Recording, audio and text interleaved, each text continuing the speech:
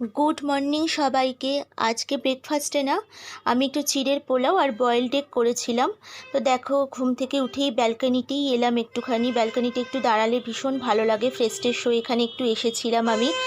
তো এরপরে দেখো গাছগুলোকে একটুখানি দেখছিলাম, বেশ সুন্দর লাগছিল। এরপর গেলাম একটুখানি কিচেনে, সেখানে তো একটু চা বসালাম। লিকার চাই তো আমরা সাধারণত সকালে সবাই খাই। এরপর গেলাম লন্ড্রিতে না অনেক জিনিসপত্র জমা হয়ে গেছিলো আবার, তো আমি সেগুলোকে সমস্ত মেশিনে রেখে এলাম। এদিকে কিছু গ্রসারি আইটেম অর্ডার করেছিলাম, যেগুলো এসে গেছিলো আগের দিন রাত্রিরেই। আমি না এগুলো অর্ডার করে রেখেছিলাম। তো সকালবেলা তো এই মাছের ডিম, চিকেন এইগুলো অর্ডার করলাম, কারণ দেখলাম কিছুই ছিল না। এদিকে বাটা মাছ, ট্যাংরা মাছ, একটু চিকেন আর মাছের ডিম এগুলো অর্ডার করে নিয়েছিলাম বিগ বাস্কেট থেকে। এরপর না আজকে তো আমি একটু বেরোবো, তো কোথায় যাব সেটা তোমাদের সাথে পরে শেয়ার করছি। তো আগে তাড়াতাড়ি করে ঘরের কাজগুলো গুছিয়ে নিতে হবে, যেহেতু আমি বেরোবো, একটু তাড়াই ছিল।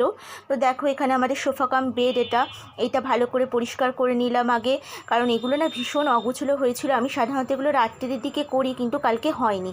এরপর চলে এলাম সোফা সেটটা এগুলো সব পরিষ্কার করতে। তো ডিভানটা এখন বন্ধই রাখি, কারণ গরমের জন্য এখানে সবসময় থাকা হয় না, তাই। এরপর চলে গেলাম সোজা কিচেনে।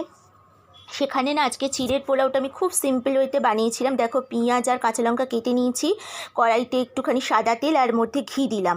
এরপর দেবো সর্ষে এবং কারিপাতা ফোড়ন। সর্ষে আর কারিপাতা ফোড়ন দিয়ে না চিড়ের পোলাওটা খুব সুন্দর হয়।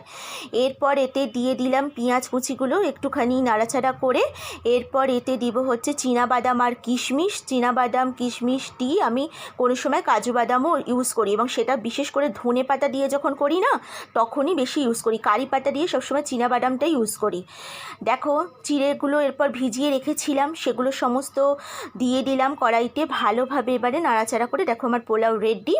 এবার ডিমগুলো আগেই সিদ্ধ করে রেখেছিলাম আমি, সেগুলো সমস্ত দিয়ে এবার আমার সার্ভ করার পালা।